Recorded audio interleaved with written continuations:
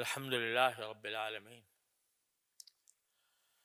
والصلاة والسلام علی رسولہ الکریم وعلی آلہ واصحابہ اجمعین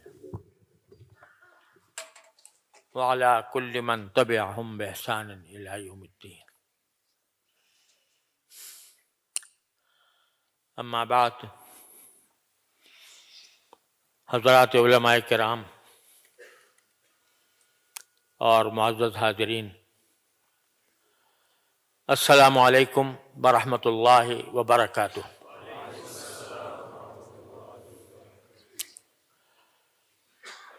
الحمدللہ، اللہ تبارک و تعالیٰ کے فضل و کرم سے آج جنوبی افریقہ کے مرکزی شہر اور مسلمانوں کے ایک عظیم مجمع سے ملاقات اور بات کرنے کا شرف حاصل ہو رہا ہے. اس سے پہلے بھی مجھے جنوبی افریقہ میں کئی بار حاضر ہونے کا موقع ملا، اور میں نے یہ دیکھا کہ جہاں جہاں جن جن ملکوں میں میرا سفر ہوا ہے، الحمدللہ مجھے اللہ نے بہت دنیا دکھائی. دنیا کے ہر بر اعظم میں مجھے جانے کا اتفاق ہوا، اور ان ملکوں کی حالت کو دیکھنے کا موقع ملا جہاں مسلمان اقلیت میں ہیں. لیکن ان تمام ممالک میں جنوب افریقہ ایک ممتاز حیثیت رکھتا ہے، اس اعتبار سے کہ یہاں مسلمانوں نے اپنے دینی تشخص کو، اپنی دینی پہچان کو، اپنی دینی روایات کو محفوظ رکھنے کی جتنی عظیم کوشش کی ہے، مجھے کسی اور ملک میں اس طرح نظر نہیں آئی. میں جنوبی افریقہ سے اس وقت سے واقف ہوں جب یہاں کوئی باقاعدہ تنظیمیں نہیں تھیں، مدرسے نہیں تھے، تبلیغی جماعت کا بھی آمد و رفت کا سلسلہ اس وقت تک شروع نہیں ہوا تھا. لیکن اس وقت سے ایک چیز تھی جس کا میں تواتر کے ساتھ اپنے بچپن میں بھی مشاہدہ کرتا رہا، کہ جنوبی افریقہ کے مسلمان ہندوستان کے بڑے بڑے اکابر علماء سے اس طرح وابستہ رہے کہ ان کو یہاں طویل عرصے تک قیام کرنے کی دعوت دی. حضرت مولانا قاری محمد طیب صاحب رحمۃ اللہ علیہ، حضرت مولانا بدر عالم صاحب رحمۃ اللہ علیہ، اور اگر میں کہوں تو حضرت علامہ سید انور شاہ صاحب کشمیری رحمۃ اللہ علیہ کے تلامذہ، وہ بہت اہتمام کے ساتھ ان کو جنوبی افریقہ کی دعوت دی جاتی تھی. وہ آ کر یہاں پر مہینوں قیام فرماتے تھے، طویل عرصے قیام فرماتے تھے، اور ان کی صحبت کی برکت تھی کہ الحمدللہ یہاں دینی فضا بڑھتی چلی گئی، اور وہ وقت آج آ گیا کہ الحمدللہ ملک کے طول و عرض میں نہ صرف دینی مدارس قائم ہیں، علماء یہاں سے پیدا ہو رہے ہیں اور اچھی استعداد کے علماء پیدا ہو رہے ہیں، اور ماشاءاللہ تبلیغی جماعت کا بھی یہاں پر بڑے اثرات ہیں، اور یہ سب اس وقت جو چہرے مجھے نظر آ رہے ہیں الحمدللہ وہ ایمان کے نور سے منور ہیں، اور ان کو دیکھ کر یہ معلوم نہیں ہوتا کہ ہم کسی غیر مسلم ملک کے اندر ہیں۔ تو میں آپ کو اس کی تہہ دل سے مبارکباد پیش کرتا ہوں۔ اللہ تبارک و تعالی آپ کے اس دینی ذوق میں اور دینی شعور میں مزید ترقیات عطا فرمائے۔ اس موقع پر میں آپ سے کس موضوع پر بات کروں؟ دین اتنا وسیع میدان ہے کہ اس کے کسی ایک موضوع پر بھی انسان اگر بات کرنا چاہے تو اس کے لیے بھی گھنٹے درکار ہیں۔ لیکن میں مدت سے ایک بات محسوس کرتا ہوں اور دل چاہتا ہے کہ اپنے سارے مسلمان بھائیوں کو وہ جہاں بھی رہتے ہوں یہ پیغام پہنچانے کی کوشش کروں۔ پیغام یہ ہے کہ آج اگر آپ امت مسلمہ کا جائزہ لیں تو انڈونیشیا سے مراکش تک پھیلی ہوئی مسلم دنیا جو عظیم مسلمان ملکوں پر مشتمل ہے، اور پھر مسلمانوں کی وہ بہت بڑی تعداد جو غیر مسلم ملکوں میں آباد ہے، وہ جب آپس میں ہم بیٹھتے ہیں تو بسا اوقات عالم اسلام کے زوال کا، اس کے انحطاط کا اور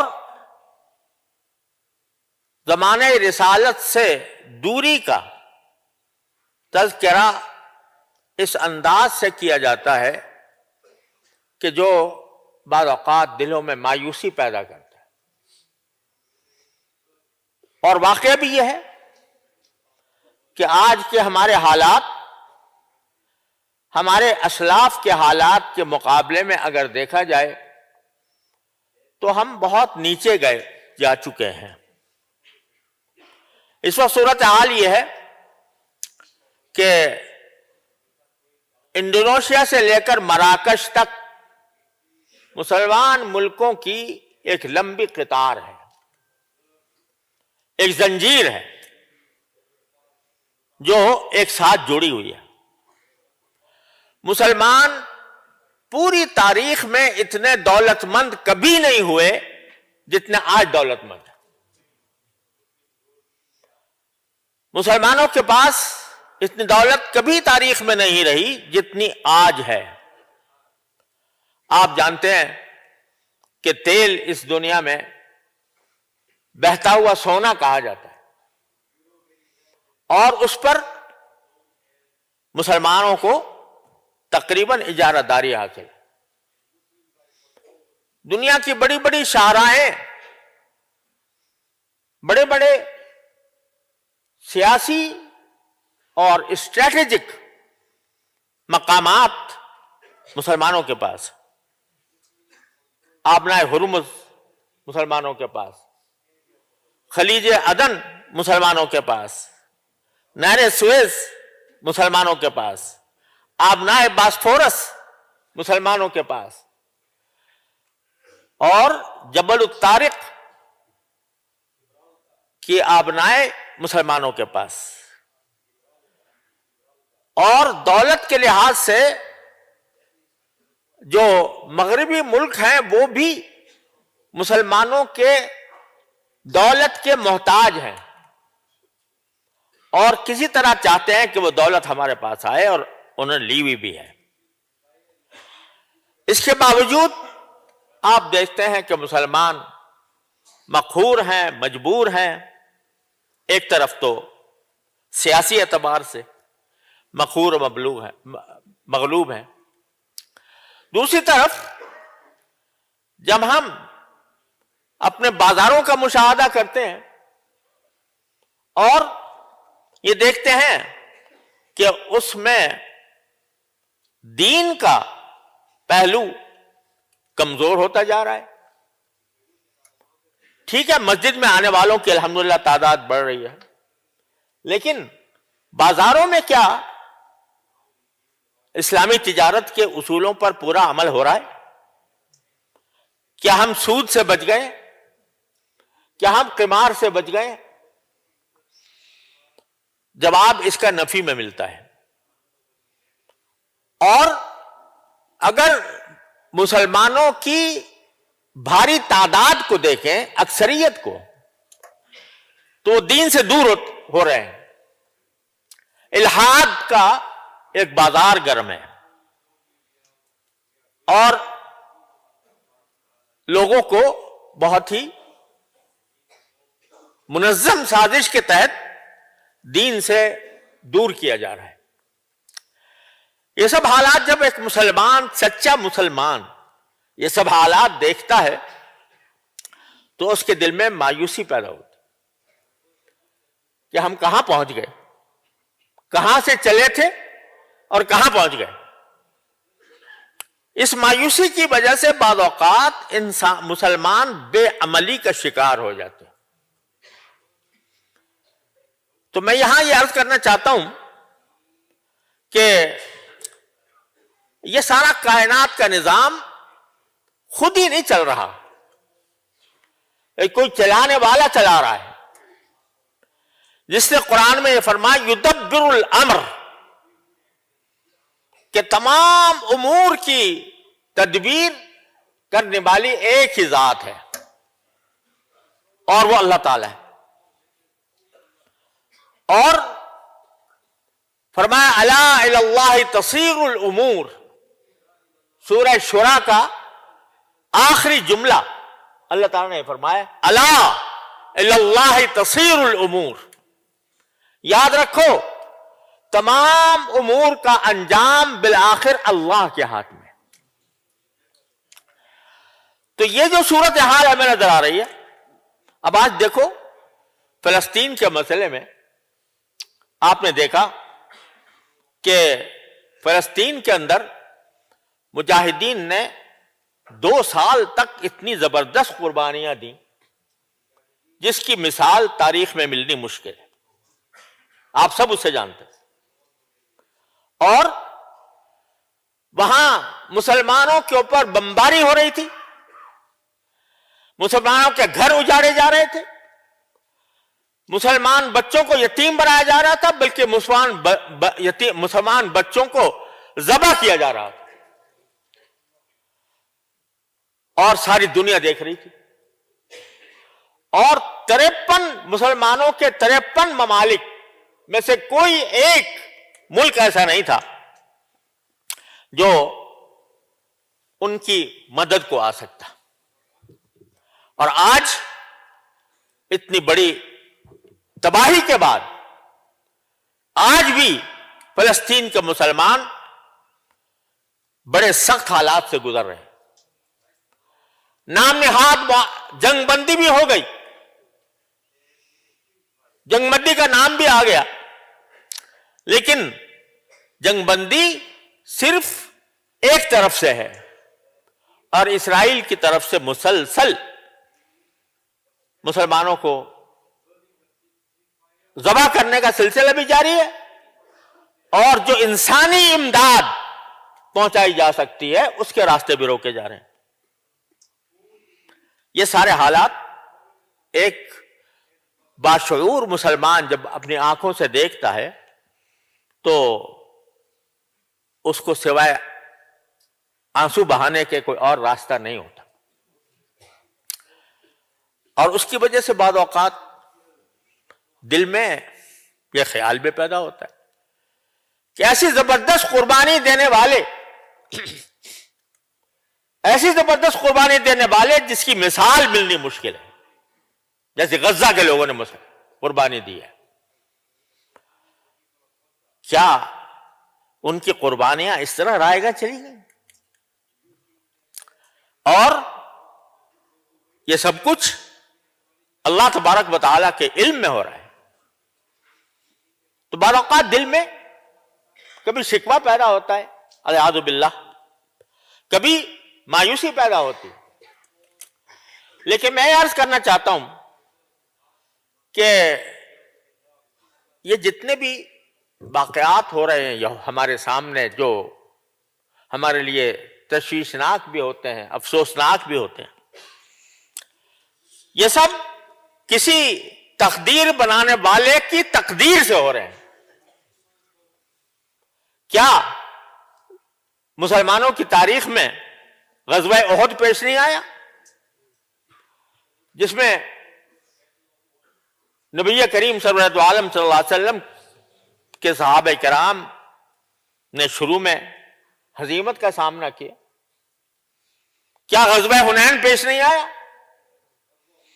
کیا فتنہ تاتار نہیں پیش آیا؟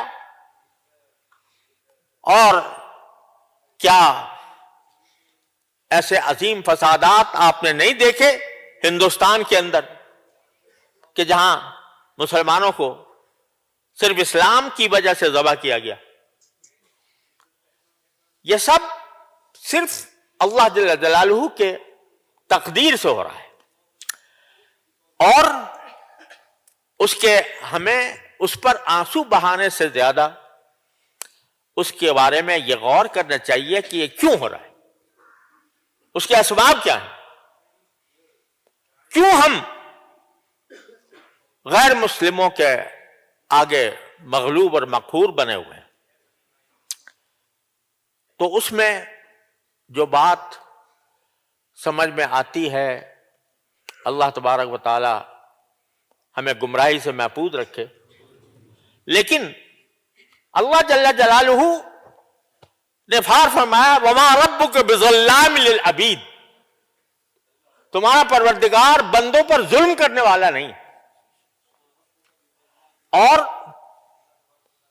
ما اصابکم من مصیبت فبما کسبت ایدیکم، جو مصیبت بھی تمہیں پہنچتی ہے وہ تمہارے اپنے ہاتھوں کے اعمال کی وجہ سے پہنچتی۔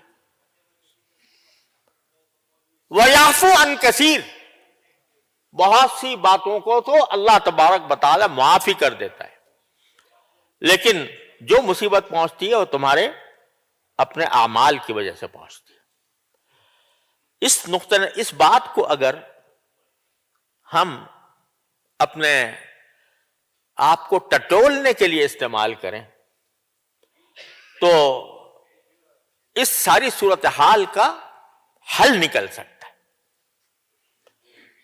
اگر ہم اپنے آپ کو ٹٹولیں تو قرآن کریم کی ایک ایسی آیت ایسی ہے جس سے ہم سب مجھ سمیت ہم سب جس سے غافل ہیں۔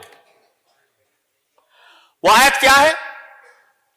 اللہ تعالیٰ نے سورہ مائدہ میں فرمایا یا ایھا الذین آمنوا علیکم انفسکم لا یضرکم من ضل اذا اہتدیتم الی اللہ مرجعکم فینبئکم بما کنتم تعملون۔ کیا معنی؟ اے ایمان والو، علیکم انفسکم، تم میں سے ہر ایک کو چاہیے کہ وہ اپنی خبر لے۔ اپنی خبر لینے کے معنی کیا ہے؟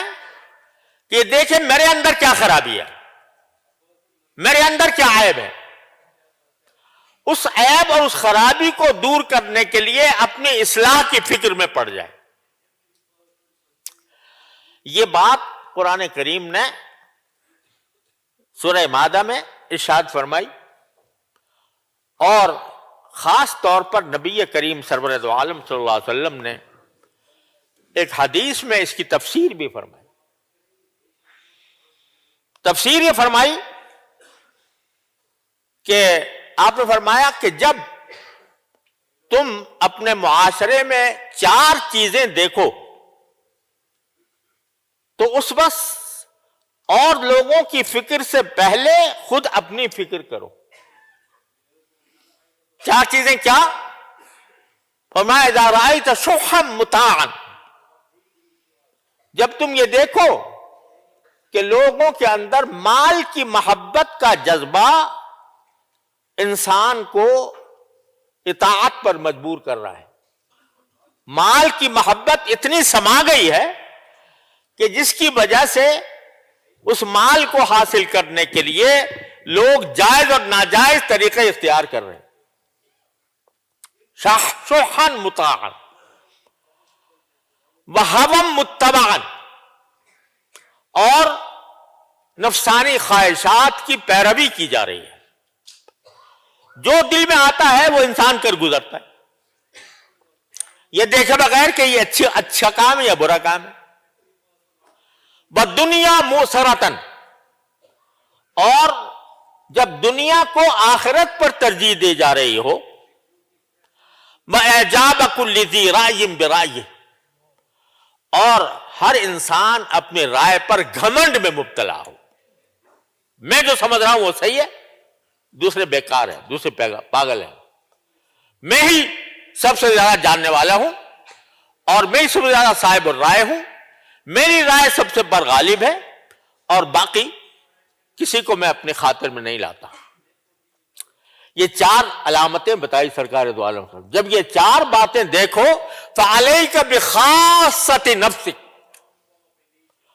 اس صورت میں تم اپنی آپ کی فکر کرو. وَدَعْ عَنْكَ أَمْرَ الْعَامَّةِ، اور عام لوگوں کی فکر چھوڑ دو. یہ عجیب حدیث ہے جس میں فرما رہے ہیں کہ اپنی فکر کرو اور عام لوگوں کی فکر چھوڑ دو. اس کا مطلب یہ نہیں ہے کہ امر بالمعروف اور نہی عن المنکر کو چھوڑ دو. مطلب یہ ہے کہ یہ جو تم نے اپنی مجلسوں کا مشغلہ یہ بنایا ہوا ہے کہ جہاں چار آدمی بیٹھے اور انہوں نے اپنے معاشرے کے اوپر تنقید شروع کر دی، لوگ اس طرح کر رہے ہیں، لوگ اس طرح کر رہے ہیں، لوگ اس طرح کر رہے ہیں، ساری نظر دوسروں پر ہے کہ ان میں عیب کیا ہے، ان کے عیوب کو بیان کیا جا رہا ہے، اور کسی کو یہ فکر نہیں ہوتی کہ میں خود میرے اعمال میں کیا عیب ہے، میں اس کو کس طرح دور کروں. آج صورتحال یہ ہے، اللہ تعالیٰ مجھے کسی بدگمانی سے محفوظ رکھے، لیکن اکثر و بیشتر جب کوئی تنظیم کھڑی ہوتی ہے کسی اصلاح کے لیے تو اس کا مطمع نظر یہ ہوتا ہے کہ دوسروں کی اصلاح کرنی ہے، دوسروں کی اصلاح کرنی ہے. اصلاح کا آغاز دوسرے سے ہونا چاہیے. ہم جو یہ کام کر رہے ہیں وہ اصلاح معاشرہ کے لیے کر رہے ہیں، یعنی معاشرے کو درست کرنے کے لیے. یہ ساری خرابی دوسروں میں ہے، کبھی اپنوں پر نظر نہیں پڑتی کہ میرے اندر کیا خرابی ہے. تو یہ قرآن اور حدیث یہ فرما رہے ہیں کہ دعن کا امر عامہ، دوسرے اگر غلط کام کر رہے ہیں تو اس کا تذکرہ چھوڑ دو، اس کے اوپر بحث مباحثہ چھوڑ دو، بلکہ خود اپنی اصلاح کرنے کی فکر میں پڑ جاؤ. ایک حدیث میں یہ بھی ارشاد ہے، اذا قال المرء هلك الناس فهو اهلكهم، جب کوئی شخص یہ کہے کہ سارے دنیا کے لوگ جو ہے ہلاک ہو گئے، تباہ ہو گئے، برباد ہو گئے، یعنی دین سے دور ہو گئے، دین کے اعتبار سے برباد ہو گئے، جب لوگوں کو یہ کہے کہ برباد ہو گئے ہیں فهو اهلكهم، تو ان میں سب سے زیادہ برباد وہ شخص ہے. کیوں فرمایا کہ سب سے زیادہ برباد وہ شخص ہے؟ اس لیے کہ دوسروں کی کیا عیب دیکھ رہا ہے، خود اپنے عیب کی فکر نہیں. تو قرآن جو کہہ رہا ہے کہ علیکم انفسکم، تم میں سے ہر ایک کو اپنی جان کی فکر کرنی چاہیے کہ میرے ساتھ آخرت میں کیا معاملہ ہونے والا ہے اور میرے اندر کیا عیب ہے.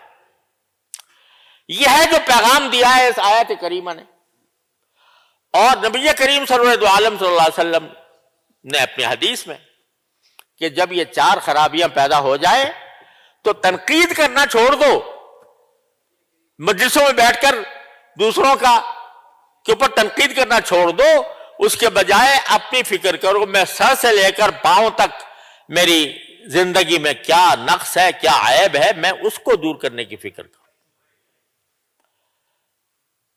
اگر ہر انسان اس فکر کو اپنا لے، اپنی فکر کرے، اپنی اصلاح کرنے کی فکر کرے، تو ایک چراغ جلے گا، اس سے دوسرا، اور دوسرا جلے گا، اس سے تیسرا، تیسرے سے چوتھا، یہاں تک کہ معاشرے کی اصلاح ہو جائے گی۔ لیکن جب میں اپنے آپ کو معصوم سمجھتا ہوں، میں سمجھتا ہوں میرے اندر تو کوئی عیب ہے نہیں، میں دوسروں کی اصلاح شروع کرتا ہوں، تو یہ ایسا ہی ہے جیسے ایک شخص کو ٹی بی ہو گئی ہو یا کینسر ہو گیا ہو، اور وہ اپنی اصلاح کی، اپنے علاج کی فکر چھوڑ کر کسی کو دیکھ رہا ہو کہ اس کے پیٹ میں کیا درد ہو رہا ہے، اس کے نزلہ زکام کا کیا حال ہوگا۔ تو جو شخص اپنے بڑی بیماریوں کو چھوڑ کر لوگوں کی چھوٹی چھوٹی بیماریوں کا تذکرہ کرے، وہ پاگل ہے۔ ایسا ہی اگر کوئی شخص اپنے عیوب کو، کس طرح دیکھیں ہم اپنے عیوب کو؟ وہ اس طرح دیکھیں کہ اپنا صبح سے لے کر شام تک کی زندگی کا جائزہ لیں۔ ایک طرف دین کی کوئی کتاب جس میں اتباع سنت کا بیان ہو، وہ سامنے رکھ لو۔ نبی کریم صلی اللہ علیہ وسلم صبح کو جب اٹھتے تھے تو کیا کرتے تھے؟ میں وہ کرتا ہوں یا نہیں؟ اٹھنے کے بعد نماز باجماعت کی پابندی کرتا ہوں یا نہیں کرتا؟ نماز پڑھتا ہوں تو نماز صرف ظاہری اعتبار سے ہی پڑھتا ہوں، یا مجھے کبھی یہ خیال بھی آتا ہے کہ میرے نماز کے اندر خشوع پیدا ہونا چاہیے؟ پڑھتے جا رہے ہیں، ساری عمر ہو گئی پڑھتے، لیکن نماز کو صحیح پڑھنے کا طریقہ کیا ہے؟ اور اس میں جو قرات کی جاتی ہے قرآن کی، تو وہ قرآن کی قرات کو پڑھنے کا صحیح طریقہ کیا ہے؟ اللہ تعالیٰ نے قرآن میں یہ فرمایا اذا قرأناہ فاتبع قرآنہ۔ جب جبریل امین علیہ السلام حضور اقدس صلی اللہ علیہ وسلم کو قرآن پڑھتے تھے تو اللہ تعالیٰ نے حکم دیا کہ جس طرح جبریل پڑھ رہے ہیں اسی طرح آپ بھی پڑھیں۔ اور یہ امت کو خطاب ہے کہ قرآن ایسا نہیں ہے جیسا چاہا پڑھ لیا، اس کو یہ دیکھو کہ نبی کریم صلی اللہ علیہ وسلم نے کس طرح پڑھا، صحابہ کرام نے کس طرح پڑھا، اور اس کے لیے مسلمانوں نے ایک ایسا علم ایجاد کیا جس کی کوئی نظیر دنیا میں موجود نہیں ہے، علم تجوید، کہ کون سا حرف کہاں سے نکالا جائے گا، کس طرح نکالا جائے گا، کس صفات کے ساتھ نکالا جائے گا۔ اس کا جاننا فرض عین ہے ہر مسلمان کے ذمے، فرض عین ہے۔ کیا ہم قرآن جب پڑھتے ہیں، چاہے تلاوت کرتے ہوں چاہے نماز میں پڑھتے ہوں، تو کیا واقعتاً ہم تجوید کے ساتھ پڑھتے ہیں یا غلط پڑھ رہے ہوتے ہیں؟ کبھی خیال آیا؟ اسی طرح نماز میں قرآن نے کہا ہے قد افلح المؤمنون الذین هم فی صلاتہم خاشعون، نماز میں خشوع اختیار کرو۔ تو خشوع اختیار ہوتا ہے یا ایسے ہی ایک آٹومیٹک مشین چل پڑتی ہے؟ جب اللہ اکبر کہہ کر نیت باندھی تو ایک آٹومیٹک مشین چل پڑی، جو الفاظ رٹے ہوئے ہیں وہ ایک دم سے خود بخود نکلنے چلے گئے، اور کچھ پتہ نہیں کہ کیا پڑھا کیا نہیں پڑھا۔ یہاں تک کہ 4 رکعتیں پڑھنے کے بعد کوئی پوچھے کبھی پہلی رکعت میں کیا سورت پڑھی تھی اور دوسری میں کیا پڑھی تھی تو بتا بھی نہ سکے۔ امام پیچھے پڑھ رہے ہیں، امام نے پہلی رکعت میں کون سی سورت پڑھی تھی اور دوسری سورت میں کون سی پڑھی، دوسری رکعت میں کون سی پڑھی، بعد میں اگر پوچھو تو یاد بھی نہیں، کیونکہ دھیان ہی نہیں تھا۔ تو خشوع جو قرآن جس کا مطالبہ کر رہا ہے اس کو حاصل کرنے کی کوشش کی کبھی؟ میں اپنا جائزہ لے کے دیکھوں، کبھی دیکھا اس طرح جائزہ لے کر میں سنت کے جو اعمال ہیں وہ سنت کے مطابق ادا کرتا ہوں یا نہیں کرتا؟ سونے کے کیا آداب ہے، اٹھنے کے کیا آداب ہیں، ان کے کبھی اس کا جائزہ لے کے دیکھا؟ میں عمل کرتا ہوں ان پر، یہ نہیں کرتا۔ گھر والوں کے ساتھ حضور اقدس صلی اللہ علیہ وسلم نے کیا طریقہ بتایا ہے معاملے کا، وہ کرتا ہوں یا نہیں کرتا؟ کبھی جھوٹ بولتا ہوں یا نہیں بولتا؟ کبھی غیبت کرتا ہوں یا نہیں کرتا؟ کبھی کسی پر بہتان لگاتا ہوں یا نہیں لگاتا؟ اس نقطۂ نظر سے اپنا جائزہ لے کر دیکھنا ہر مسلمان کے ذمے اس آیت نے فرض عین کیا، علیکم انفسکم۔ لیکن ہم اس سے غافل ہیں، لہذا ہم میں سے ہر ایک کا کام یہ ہے کہ وہ اپنے شب و روز کا جائزہ لے کر دیکھے کہ میں جو زندگی گزار رہا ہوں وہ اللہ اور اللہ کے رسول صلی اللہ علیہ وسلم کے احکام اور تعلیمات کے مطابق گزار رہا ہوں یا نہیں۔ اچھے خاصے دیندار، پانچوں وقت نماز میں حاضر ہونے والے، لیکن اخلاق کے معاملے میں وہ بعض اوقات دوسروں کے لیے قاہر و جابر بن جاتے، اور ان کے اندر حضور اقدس دو عالم صلی اللہ علیہ وسلم کے خلق حسن، جس کے بارے میں سرکار دو عالم صلی اللہ علیہ وسلم نے فرمایا کہ میدان حشر کے جب ترازو قائم ہوگی تو کوئی چیز ترازو کے اندر اتنی وزنی نہیں ہوگی جتنے اچھے اخلاق وزنی ہوں گے۔ وہ اچھے اخلاق ہمیں حاصل ہوئے یا نہیں ہوئے؟ اس نقطہ نظر سے جائزہ لینے کی ضرورت ہے، اور یہی راستہ ہے کہ جب ہر شخص اپنی اصلاح کی فکر میں پڑ جائے گا تو اس کے نتیجے میں چراغ جل اٹھیں گے مختلف جگہوں پر، اور چراغ سے چراغ جلیں گے۔ تو میں یہ عرض کرنا چاہتا ہوں کہ ہم صرف حالات کی خرابی کا رونا نہ روئیں، بلکہ اس سے زیادہ اپنے اعمال و اخلاق کی فکر کریں۔ ارے بھائی بیٹھ جاؤ، تو کیا ہے؟ اپنے اعمال و اخلاق کی فکر کریں کہ وہ کس حد تک ہم سنت کے مطابق ہیں یا نہیں ہیں۔ ہمارے آپس میں لڑائیاں ہیں، چھوٹے چھوٹے مسئلوں پر جھگڑے ہیں، اور ایک دوسرے سے برسر پیکار ہیں۔ نبی کریم صلی اللہ علیہ وسلم نے فرمایا، اور آپ کے طرز عمل نے بتایا کہ آپ کو کوئی چیز اتنی مبغوض نہیں تھی جتنی مسلمانوں کے درمیان افتراق اور انتشار۔ لیکن ہم اگر 10 آدمی بھی ہیں کسی بات میں تو ان کے درمیان آپس میں اختلاف ہوگا۔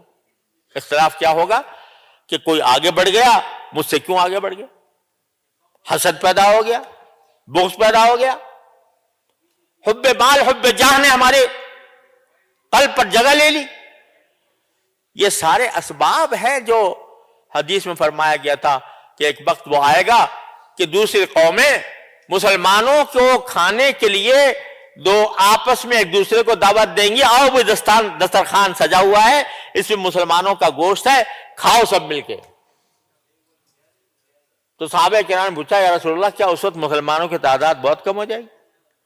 آپ نے فرمایا نہیں، انہم غثاء، ان کا غثاء السیل، ان کی تعداد بہت ہوگی لیکن وہ سیلاب میں بہتے ہوئے تنکوں کی طرح ہوں گے۔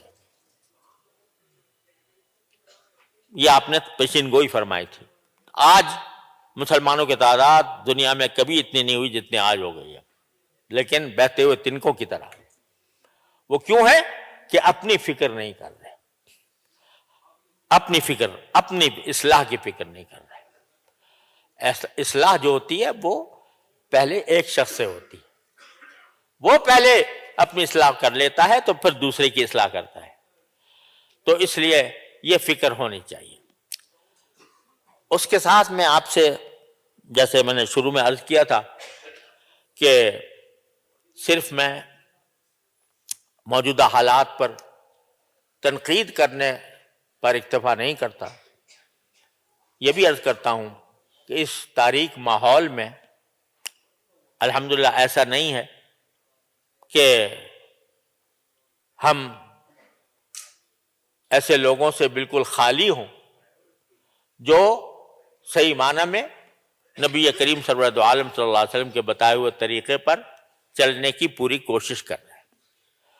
اور اس کی خبر بھی نبی کریم صلی اللہ علیہ وسلم نے اپنے احادیث میں دی تھی کہ میری امت کا ایک گروہ قیامت تک ایسا باقی رہے گا جو حق پر ہوگا، حق کی تبلیغ کرے گا، حق کو قائم کرنے کی کوشش کرے گا۔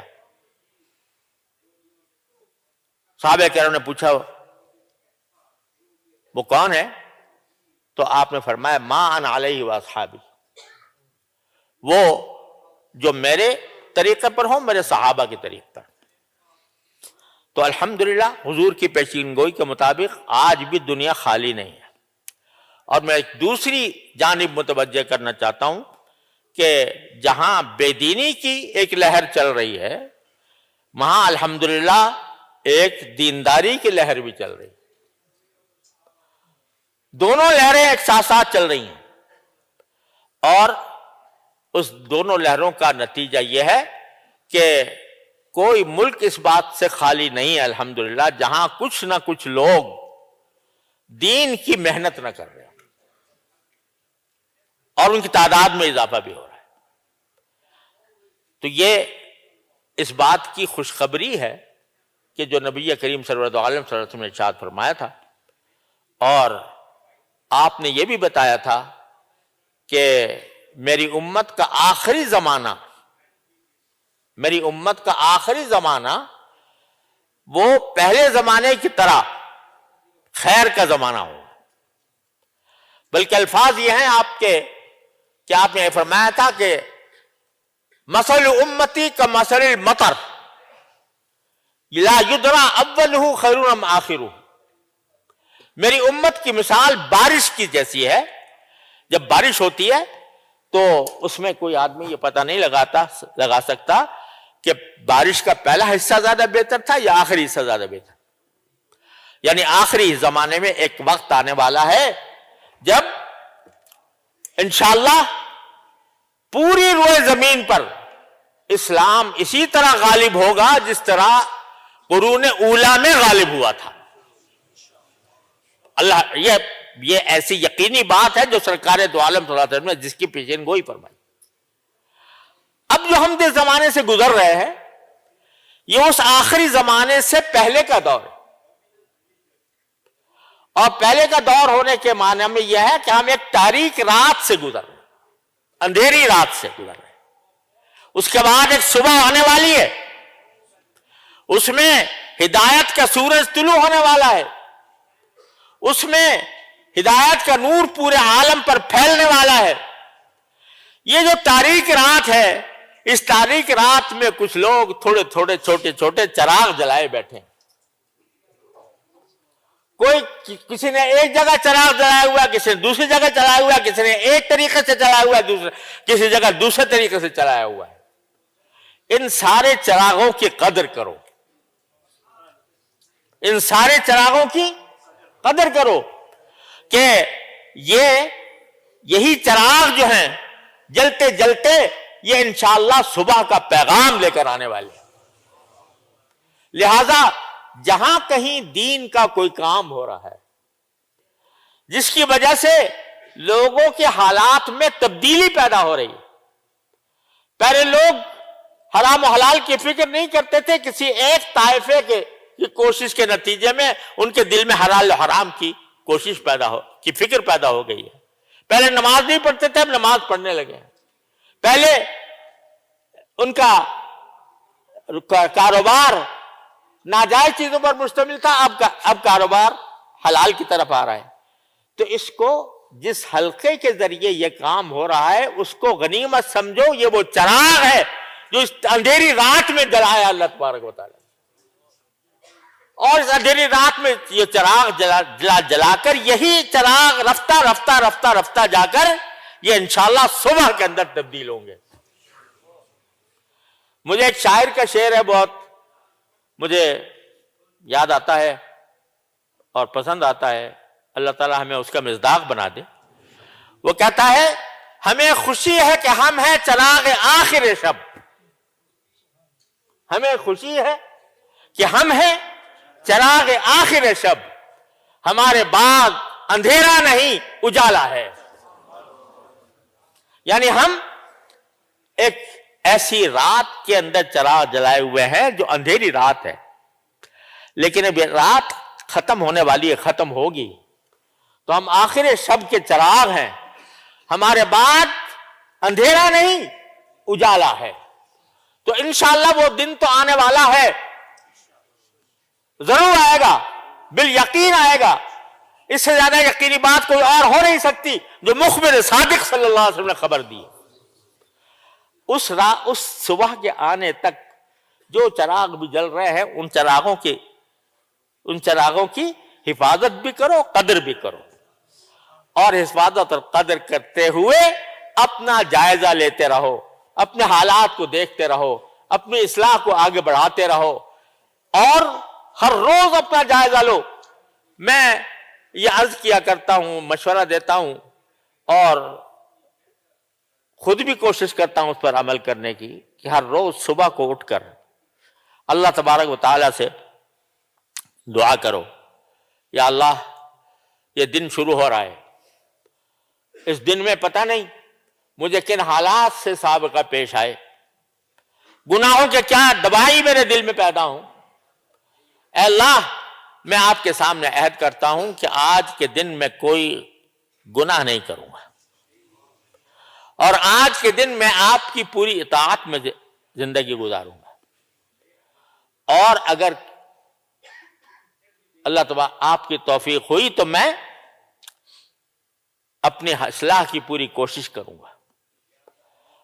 اور ساتھ ہی دعا کر لو اللہ سے، یا اللہ میں نے ارادہ تو کر لیا، لیکن اس ارادے کی تکمیل اور اس کی توفیق آپ کے توفیق کے بغیر ممکن نہیں. یا اللہ میرے اس ارادے کو کامیاب فرما دے. صبح کو روزانہ بلا ناغہ اللہ کے سامنے یہ دعا کرو.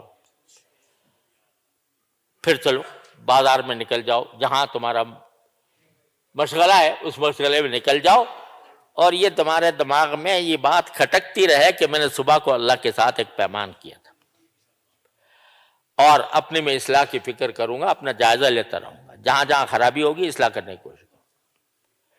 رات کو جب سونے لگو تو سونے سے پہلے ایک مرتبہ پھر اللہ تبارک و تعالیٰ کی بارگاہ میں حاضر ہو کر، یا اللہ صبح میں نے ارادہ کیا تھا، آپ سے دعا بھی مانگی تھی، لیکن پتہ نہیں میں کہاں بہکا، کہاں بٹکا، کس جگہ میں اپنی اصلاح میں کامیاب رہا، کس جگہ ناکام ہوا. یا اللہ جہاں بھی ناکام ہوا اس پر میں آپ سے توبہ کرتا ہوں، استغفار کرتا ہوں، تجدید عزم کرتا ہوں. روزانہ یہ کام کر لو، 2 منٹ صبح 2 منٹ رات. یہ آدمی کر کے دیکھ لو.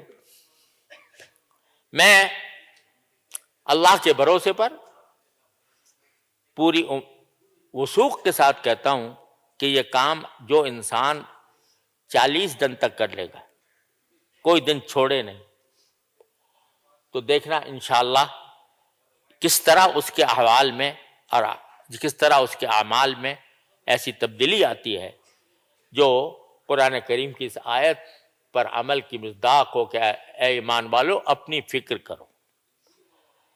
انشاءاللہ خوشگوار تبدیلی آئے گی. کہنے کو بہت معمولی بات ہے، 2 منٹ صبح 2 منٹ رات. کیوں بھائی مشکل کام ہے؟ کچھ زیادہ وقت لیتا ہے، محنت، لیکن جب یہ اتنا آسان ہے تو اچھا بھائی کل سے شروع کریں گے، ٹھیک ہے؟ اب وہ کل جو ہے بعض اوقات پھر آتی نہیں ہے، وہ پھر کل دوسری کل پہ چلی جاتی ہے، پھر دوسری کل تیسری کل پہ چلی جاتی ہے، اور آدمی محروم رہ جاتا ہے. تو چونکہ نسخہ چھوٹا سا ہے، معمولی، تو اس معمولی نسخے کی قدر نہیں ہوتی اور اس کے اوپر عمل کرنے کا جذبہ پوری طرح پیدا نہیں ہوتا۔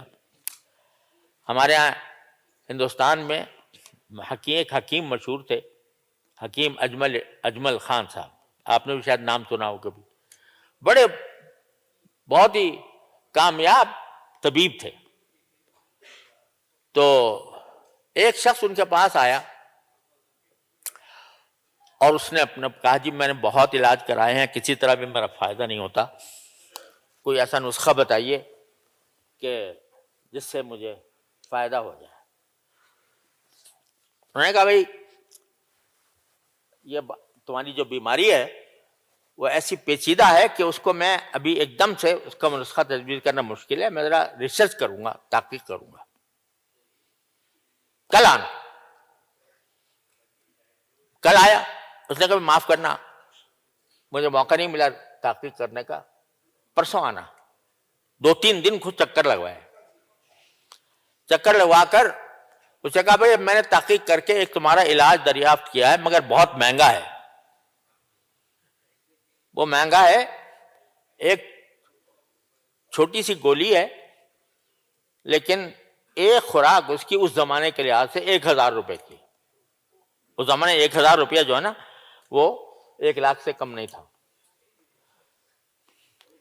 تو اگر تم برداشت کر سکتے ہو تو دوں ورنہ نہیں۔ اس نے کہا جی میں تو بیمار ہوں، سارا بہت کچھ خرچہ کر چکا ہوں لیکن کس طرح صحیح نہیں ہو رہا، آپ جو دیں گے وہ لے لوں گا، 1000 میں لے لوں گا۔ اس نے 1000 میں لے کے دے دی۔ حکیم اجمل خان صاحب نے اپنے کسی دوست سے کہا کہ تمہیں پتا ہے میں نے کیا دوا دی اس کو؟ تو انہوں نے کہا جی ہمیں تو نہیں معلوم کیا۔ کہنے لگے کہ میں نے اس کو الائچی کا ایک دانہ دیا ہے، الائچی کا ایک دانہ۔ لیکن اگر میں جب یہ مجھ سے پوچھنے آیا تھا تو میں اگر اس کو اسی وقت کہہ دیتا کہ تمہارا علاج الائچی کے دانے میں ہے تو کہتا ہے یار کیا حکیم صاحب ہے الائچی کے دانہ، انہوں نے ایک دم سے بتا دیا، 1000 علاج کر چکا ہوں، ایک الائچی کا دانہ کیا کرے گا، تو اس کو قدر نہ ہوتی۔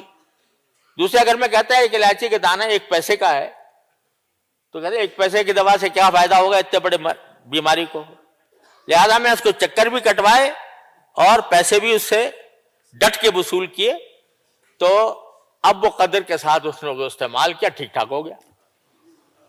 تو بعض اوقات کوئی نسخہ چھوٹا سا ہوتا ہے الائچی والا، لیکن چونکہ اس کی قدر نہیں ہوتی اور اس کو بہت آسان سمجھا جاتا ہے، لہذا انسان اس کی اہمیت نہیں سمجھتا، اس کی اہمیت نہ سمجھنے کی وجہ سے محروم رہتا ہے۔ تو یہ جو میں چھوٹا سا نسخہ بتا رہا ہوں یہ میں اپنا نہیں بتا رہا، یہ میں حکیم الامت حضرت مولانا اشرف علی صاحب تھانوی قدس اللہ تعالیٰ سرہ کے مواعظ سے استفادہ کر کے عرض کر رہا ہوں۔ کر کے دیکھو، کوئی نہیں کرے گا تو میں کیا کر سکتا ہوں، لیکن کوئی کرو اور کر کے اس کے نتائج دیکھو، تو اللہ تبارک و تعالیٰ کے فضل و کرم سے انشاءاللہ اس آیت کے اوپر پورا عمل کرنے کی توفیق ہو جائے گی۔ چھوٹی سی بات لیکن نتیجہ بڑا۔ اللہ تبارک و تعالیٰ ہم سے دشمنی رکھتے ہیں کہ ہم ان سے مانگیں کہ ہماری اصلاح کر دو، وہ کہا نہیں میں تیری اصلاح نہیں کرتا، تجھے تو جہنم میں ڈالنا ہے۔ اللہ تعالیٰ کو ہم سے دشمنی ہے؟ دشمنی تو نہیں ہے نا۔ تو اگر سچے دل سے مانگو ان سے اور تھوڑی سی کوشش بھی کرو، صرف مانگنا کافی نہیں، تھوڑا سا قدم بڑھانا بھی ضروری، تو اللہ تعالیٰ کبھی بھی تمہاری دعا رد نہیں کر سکتے۔ اور دعائیں اگر مانگو نا، یا اللہ مجھے بہت سارا مال دے دیجئے، تو اللہ تبارک و تعالیٰ ہو سکتا ہے یہ کہ فرما دیں، سوچیں کہ اس کو مال دوں گا تو یہ پتہ نہیں کیسا فرعون بن جائے گا، لہذا وہ نہ دے مال۔